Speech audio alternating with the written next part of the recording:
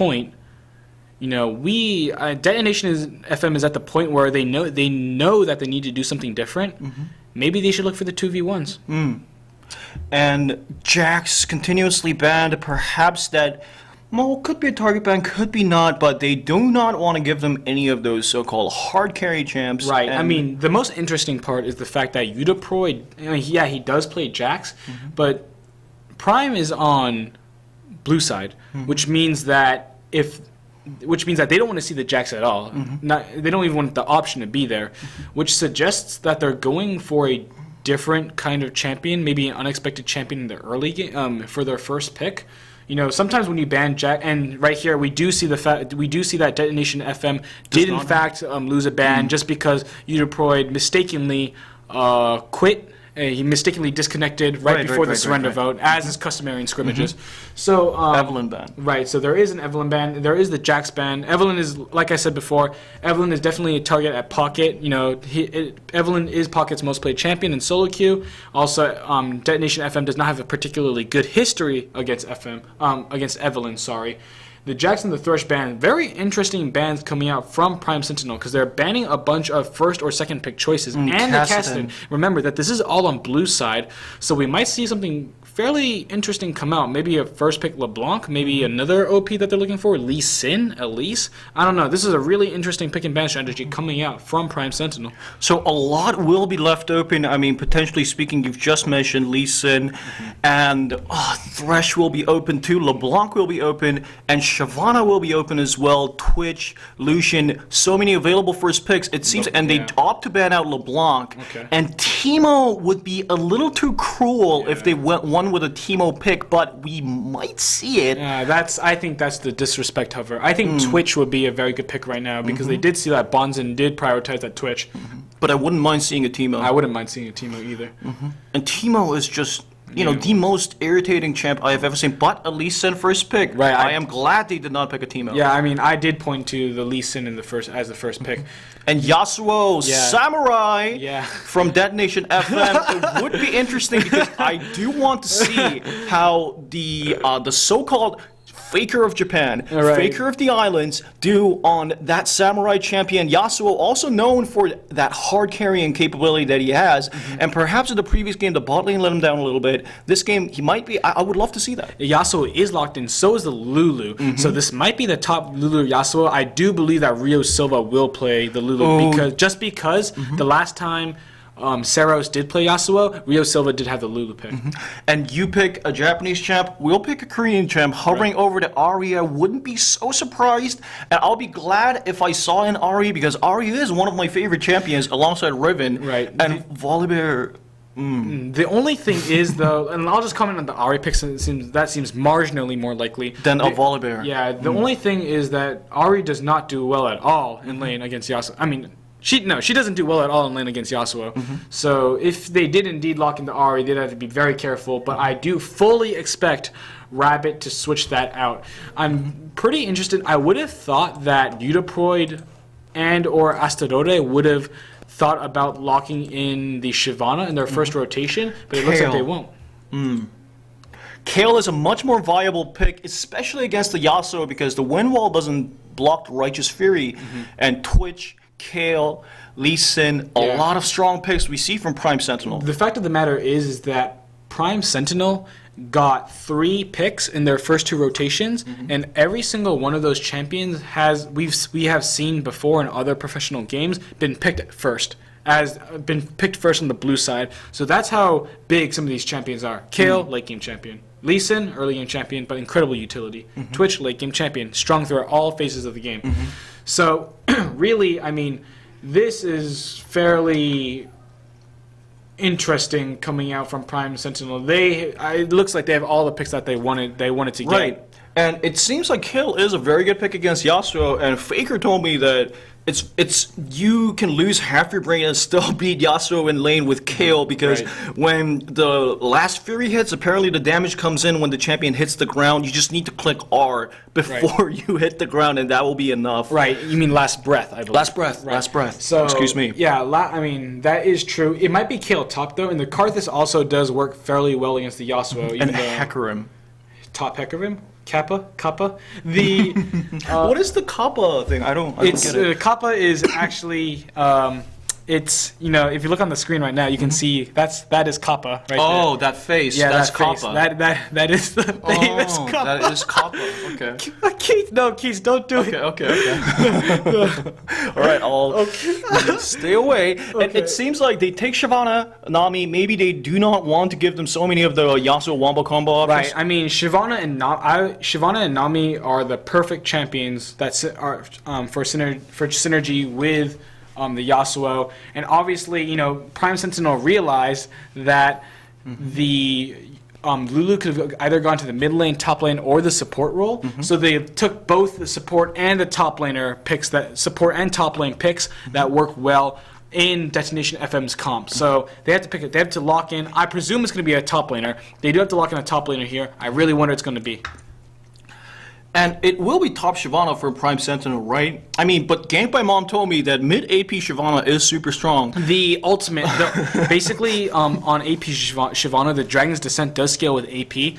So if you use Dragon's Descent as well as Dragon's Descent Burnout as well as, and you have a Zonia's Hourglass, you can actually do quite a bit with AP Shyvana. But I mean, we can't really trust GBM's opinions. I mean, he's known for his so-called troll picks. I mean, yesterday he was here in Nice Game TV, and he played a top Caitlyn, and he played a mid Master Yi. I mean, it's just, you know, GBM. Leona, they like the Leona. They like, and you have said before that those so-called lesser developed regions prefer these champs with strong, hard engage. Right. I mean, Leona, of course, Leona is a very strong pick here, but what stands out most to me is that the Lulu will stay in the mid lane, and the Yasuo will actually go against the Shyvana.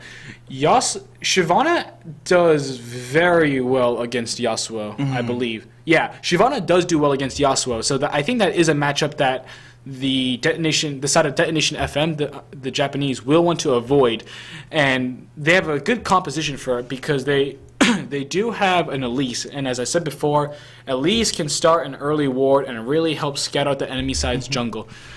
So look for Detonation FM to do that. If they don't, then honestly, then they're just giving the game away to Prime Sentinel again, because Prime Sentinel was able to demand the lanes they wanted, even at the cost of a few CS. We saw the bottom lane from Prime Sentinel go to the top lane, the dual lane from Prime Sentinel go to the top lane, and they were down something like 9 CS before they came back, obviously, with an early double kill. Right. But so Prime Sentinel has shown a willingness to sacrifice for the lanes that they want. And, you know, in Korea, we have this term called iblor hanta, and just a direct translation of that would be mouth LOL team fight. And that is when people say that, okay, the ideal team fight from that composition. And it seems like what Detonation FM pulled, that composition, it seems like it makes that viable. You know, Leona going in there with the Solar Flare and the Zenith Blade, and Lulu uses Wild Growth on Leona, and Yasuo landing the 5-man last breath, and we win the team fight. That is possible. Right. So I would like to see them actually survive the laning phase. Yeah. And like you've said, they have fallen significantly far behind early game. I would like to see them last until perhaps the 20-minute mark, the second dragon mark, and see that sort of the Ignoranta, that ideal team fight. So Keats, honestly, even I'm at a kind of a loss. Okay, so let's say, hopefully, you know, for our viewing pleasure, that Detonation FM does survive the early phase. The next question would presumably be, what does Detonation focus me? What are the win conditions of their composition? And it's fairly unclear. I would say that it would probably be the 5-man team fight, so just the tower sieging, because Yasuo does have deceptively good wave clear because he procs the static shiv so quickly. Lucian's very good at sieging towers, as you and I both know. And honestly, with the additional tankiness from Lulu's Wild Growth, anybody can go in, attract tower aggro, and then they can just, you know, pile on the 5-man wombo combo. However, again, this really relies on Detonation FM getting to the mid-game power spike. And the middle game is very important right here, because we saw before, the team composition coming out from Prime Sentinel is very strong. I don't particularly remember the last 2 picks, but I do remember the Kayle, the Twitch, and the Lee Sin. All tier 1 champions, first pick worthy champions. So Prime Sentinel got what they wanted. So you really have to fear, despite the fact that the late game power spike is what Prime Sentinel is looking at, you really have to fear Pocket on his Lee Sin, because his Lee Sin is quite good. Okay, so just to summarize what you have said, survive the early. So the win conditions for Detonation FM is survive the early game phase, do not get destroyed by Pocket's Lee Sin, Right. and reach that mid game power spike, and take a 5v5 game to a point where they can force a 5v5 team fight near the dragon. Right, I mean, but, you know, and you're 100% correct, Keats, but then you see kind of where the awkwardness comes from, because we have a semi-late game team comp. Prime Sentinel has an even later game team composition, so it's always a ticking clock. Right. And therefore, Detonation Focus Me, the Japanese side, has a very small window of opportunity right here. That very small window of opportunity. And from there on, they have to take one dragon after another, snowball that into towers, Baron. But even that won't guarantee a near certain win. Right. I mean, yeah. I mean, it honestly won't. Just because the team fight wombo combo from both teams are so strong, we can see the flow, the course of the game change at any single moment. I'm just really afraid at what Udaport will do. Udaport is on Yasuo, and he's either, if he does get a solo lane, first of all, he's either going to go up against Kayle or Shyvana, and both are lane counters to him. So it is, like I said before, it is extremely, extremely important that Detonation Focus Me wards the enemy jungle correctly. There was a point in time when dubstep only belonged to hipsters, but it seems like it is a major part of pop culture now. We start with set 2 of the matchup between Prime Sentinel and Detonation FM. Detonation FM just hoping that they do not get destroyed in the laning phase. Twitch is taking a little time to connect. That explains perhaps the goal difference, I don't know. And we see here, so you have mentioned early wards. Early wards in the jungle. It seems like wards are the best 75 gold investment you can make in League. Yeah, I mean, right now, and especially in Detonation FM's case, where their lifeline is extremely small, and they have to walk an extremely thin tightrope in this game. Wards are your friend. So wards are your friends. Yeah, and it's honestly Detonation FM. It wasn't the output of wards that was bad, so to speak, in match 1. It was the locations of the wards were a little bit questionable. So I would like to see them make some more heads-up decisions about their warding. You know, we do see Detonation FM go with a standard fan. I really don't agree with this. I really think that they should have made an invade and try to scout out on where the enemy bottom lane was going so they could rotate and try to get the 2v1 lanes. This is a mistake, because with Shyvana recalling and going and supposedly... Well, the Shyvana has Ignite, actually. So Golem taking Ignite both times, while Udaport does have the teleport. So theoretically, Udaport will be able to teleport to the lane of his choice. So hopefully that does mean 2v1 lanes for the Japanese side. And just because Golem did take the Ignite instead of the teleport, he won't have that same option. And now we see a lane swap, and perhaps, well, maybe a score from Detonation FM here. Because they do want that lane swap. Yeah, this is an early win from Det FM. It's not like Prime Sentinel necessarily dislikes the lane swap, even though they might have not been expecting it, because quite frankly, it's very unintelligent for Golem to have taken the Ignite when he knew that there was a possibility of a lane swap occurring. But at the same time, you know, the champions that they have are not bad for a lane swap at all.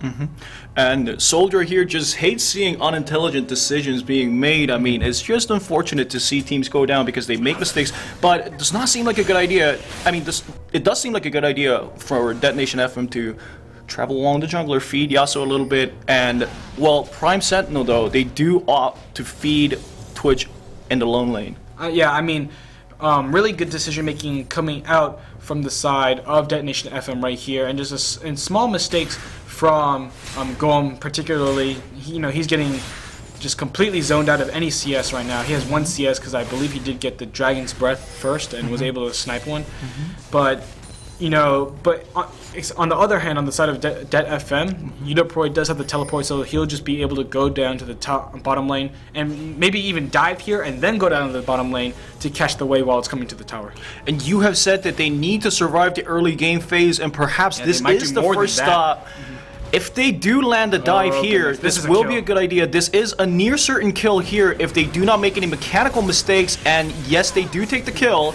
Prime Pocket there to cover the top lane, but it's a good idea that he doesn't hang on there for too long because they do have a very potent pickoff. Yeah, and that now that Udaproy, and basically since Pocket showed in the top lane, he showed the Sonic Wave Resonating Strike in the top lane, Udaproy is free to teleport down to the bottom lane because he knows that there's no possibility of a 3v1 dive. So really nice early wins coming out for the side of Detonation FM. But it does seem like they can't clear out this tower. Well, early on in this game, you can't really expect it, but Lulu low on mana, low on HP, she isn't totally zoned out by Kale, but it seems like she's not necessarily winning the matchup. Right. Lee Sin and Elise going in here, and Elise, remember, has been nerfed, and Nami arriving there to the rescue. Elise is forced to back away. It does seem, though, that Detonation FM has gotten that vital lead in the beginning. Yeah, I mean, very interesting adaptation coming out here from the side of Prime Sentinel, especially since, I mean, we saw the Nami in the top lane, but especially since the Elise was already low, and it just leaves Udaproy to farm relatively safely in the bottom lane, which is not necessarily ideal.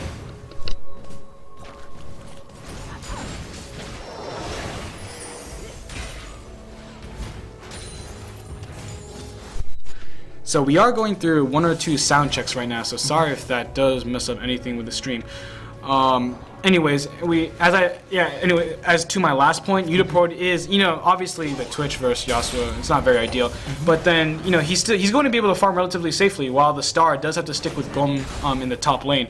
So again, fairly early wins coming out from the side of Detonation FM. I really like where this game is going for them. Hopefully they can keep those advantages and maybe translate those small wins into a possible early objective. And Yasuo engaging Twitch, but Lee Sin is there to cover. Well, Prime Sentinel actually covering their losses fairly well, with Nami being there to sort of supplement for the lack of sustain that Shyvana has, allowing Shyvana to farm, not fall so far behind farm, whereas Twitch is, and Elise is a level behind. If the Sonic Wave lands, she might not be able to win this fight, and Elise is forced to recall. Yeah, and Udaproy needs to get out of there too. He might get tagged right here. Oh, right here. This is dangerous.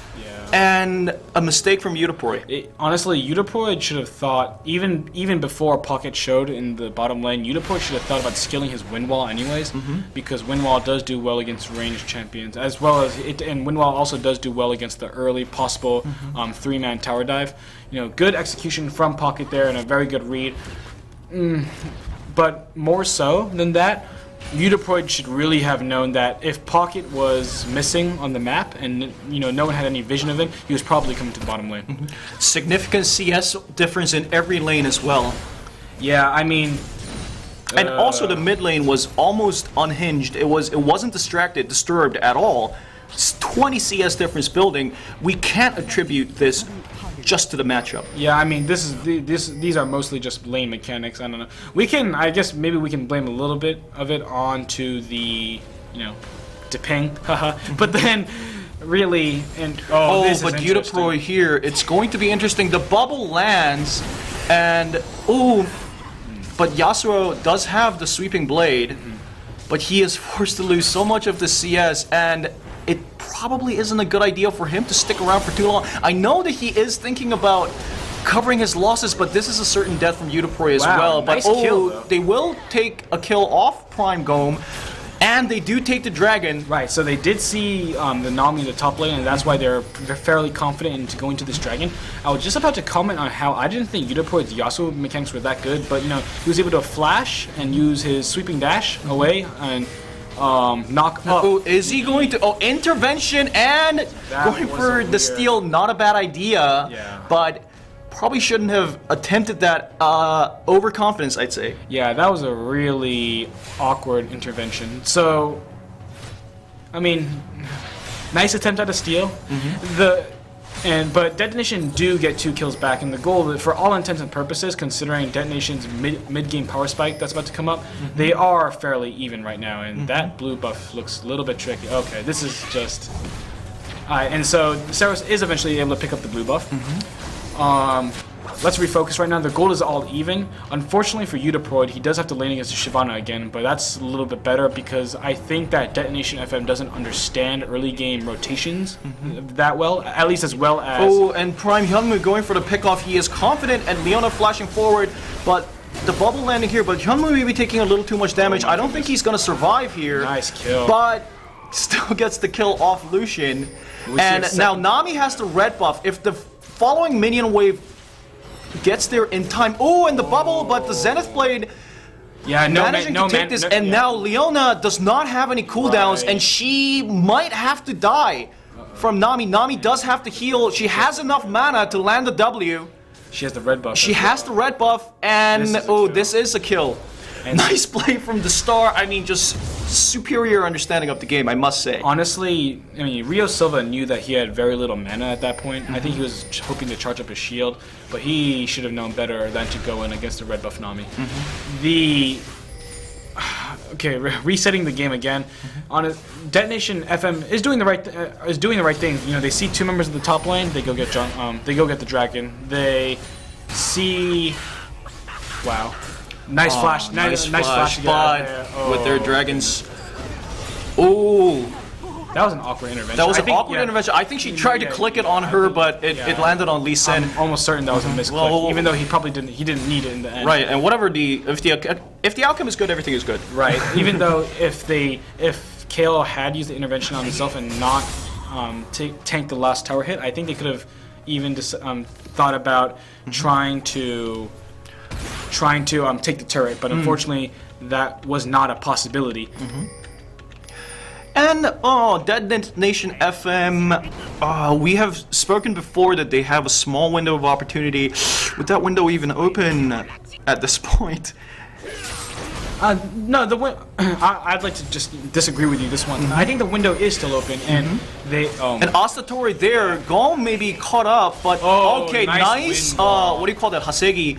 And great repel there, the cocoon landing. Very nice wind wall. But it does seem like Gom will be able to escape. But that was a nice display of mechanics from Udaproid. Yeah, I mean that was a very nice. That was a very nice wind wall, and it does give us a little bit of hope for the following fights. I don't think Hyunmoo is more than smart enough to realize that something is going on right now, especially with the war in the brush. So. Detonation FM, I think, are in a good place. They're 1,000 gold down, but at least it's not as bad as last game. And if you're thinking about how last game went, then you really have to believe that they themselves think that they have a chance. And as long as they do think they have a chance, that they quite in fact do. Their jungle is warded. They know that Lee Sin is there. 3 people approaching towards Lee Sin. A cocoon landing on Lee Sin, dealing a lot of damage, but 2-level difference. Perhaps the damage is too much to handle. If the Sonic Wave had landed, Elise would have died. I mean, yeah, if the Sonic Wave had landed, Elise might have died, but it would have put Puck in a fairly very awkward poor position. Yeah, in poor position. Honestly, the team, it's been said, I believe in LCS once, that jungle control, especially enemy jungle control, is a team game. And okay, now Lee Sin and Nami being caught there, but great tidal wave, but a great solar flare there, and the culling coming from Lucian, bubble on Lulu, but Udaproid doesn't have last breath yet, but that was a decent attempt from Detonation FM. Udaproid actually did use his last breath. Oh, he did? Yeah, he did Excuse use me. his last breath, but he only got it onto 1 target. So, right there, and also the reason why Detonation FM peeled off... Oh, but Kale, take the mid turret. Right, the reason why Detonation FM peeled off was because Rabbit was just completely destroying the back line of Det FM, so, there was no point in just giving up 2 kills for what might have been 1. The turrets are not pushing into the favor of Detonation FM. They really, I think they really should. The dragon, I believe, is in about 2 minutes. So what they should do is they should clear out all the waves, Asatore should help them, push out the waves right now. They should all go back in base and then, make sure that they've spent all the gold in preparation for the dragon. What I was saying before the fight, that surprise fight occurred, was that, jungle control is honestly Dragon's Descent on Udaproy. This might be a solo kill, but it will. If it might be, he flashed away, but the ignite ticks are enough. Yeah. Oh, another mistake from Udaproy. He has to be careful. A lot depends on him. He is the samurai in the Japanese team. Right. And samurais do not back away, but sometimes you have to. Yeah. It was unfortunate that. Oh my God, this samurai thing. It was unfortunate that. It was really unfortunate that Udaproy still died, even though he burned his flash. The dragon is coming up. Udaproy does have teleport. He might want to try to salvage something here and try to go for that dragon as a five-man squad, especially since Gorm does not have a teleport. He did take the ignite summoner. Oh, but for some reason, Asatore maybe beaten down a little too much by the blue buff, and Pocket there just wasting time. If they do, I mean, Pocket and Prime benefits from them forcing to waste time here, and if they manage to take the blue buff, it's a significant gain. But Solar Flare on Lee Sin, Zenith Blade on Lee Sin too, but is this a good idea? Almost suicidal, and Udaproy, but misses the wild growth.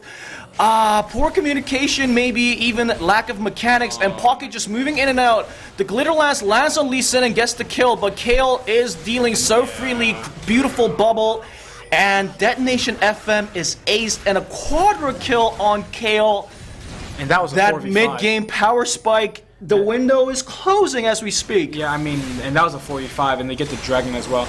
That wasn't good. And what the point I've been trying to make before all these fights started happening was that, I believe it was Kobe who once said that, buff control and enemy jungle control is a team game. And you could see that right there. They contested the red buff as a group.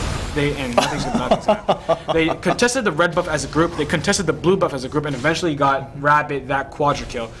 Rabbit is going to slowly build into his Runon's Hurricane right now. I don't think he backed, so I expect him to base, go home right about now, unless he does grab the red buff for himself. Okay, here comes the replay. So right now we can see basically what happens is that Prime does start contesting the blue buff, and this is Rio Silva feeling very, very pressured to make a play. Honestly, we do have to keep a track on Udaproy. He goes in, but the wild growth misses right there. It doesn't knock up anybody, so he isn't able to use the Last Breath ultimate.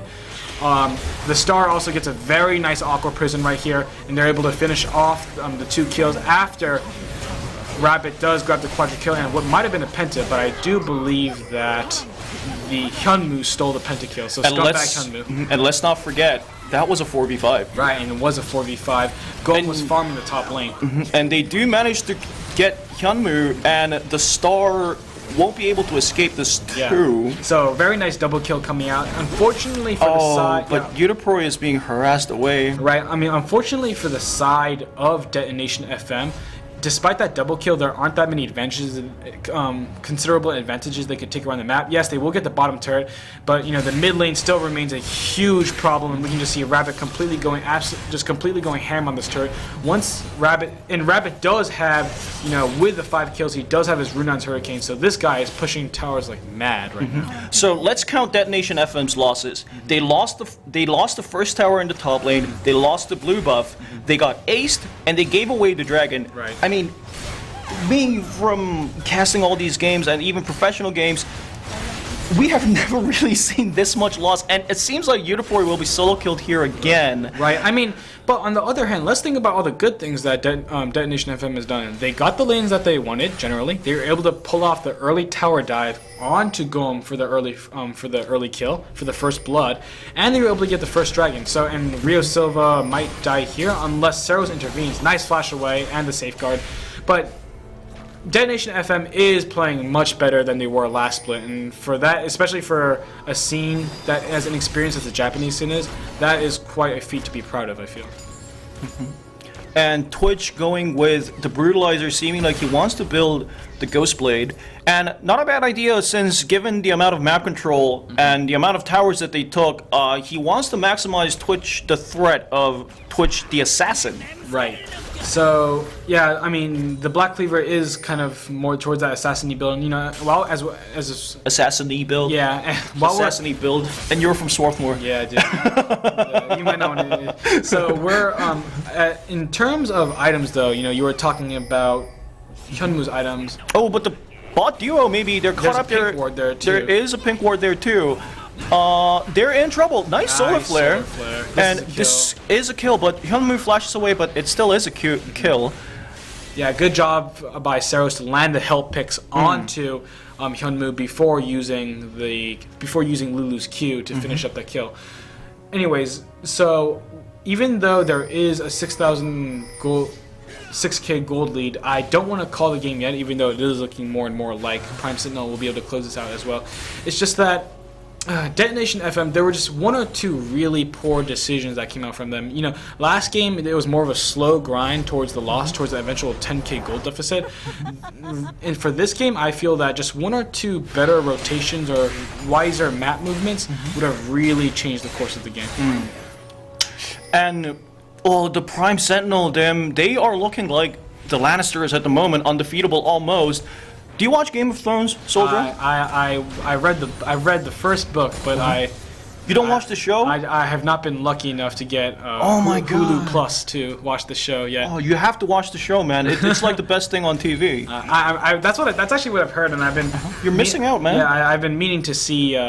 You know, Jon Snow and the adventures. Jon Snow, yeah, he knows nothing. Jon Snow knows nothing, but the NLB casters know something. Yeah, we do know something. And we do know that this game is slowly digressing into another massacre. Yeah, I mean, it's not at the massacre stage yet, but it is getting there, especially with Kale this fed. I mean, Kale has both Runa's Hurricane and the Nashor's Tooth at 19 minutes. Yeah, and the penetration boost. On the other side, you know, Kale has the Nashor's Tooth and the Runa's Hurricane, while on the other side, Udaproid on his Yasuo barely has the Static Shiv, and now he has. Wow, and this is going to be another team fight. The Wild Growth is forced to be used as defensive means, not proccing Last Breath, and this is a massacre. If the solar flare hadn't landed, they probably would have been aced. And did you see how quickly Udaproid got deleted? Yeah, and it was a 4v5 right there. I mean, the story of this game really has been, and Seros goes down to Hyunwoo right there. And there's another surrender. And this is a surrender, a 20-minute surrender, and it seems like the game has ended.